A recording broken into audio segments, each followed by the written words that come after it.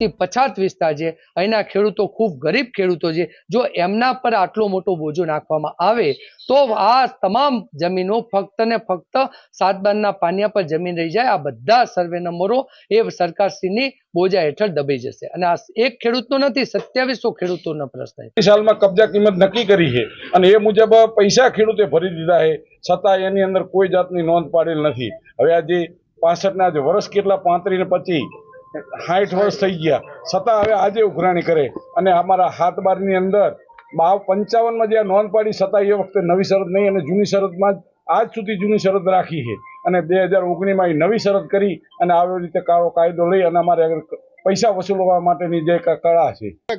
અમારા તાલુકામાં 25,400 ખેડૂતોએ કુલ અરજી કરેલી હતી। એમાંથી માત્ર 12,800 ખેડૂતોને જ પાક નિષ્ફળની સહાય મળે છે, જ્યારે 12,600 ખેડૂતો આજે 4 મહિના વીતી જવા છતાંય હજુ એ લોકોના ખાતામાં કોઈ સહાય આવી નથી।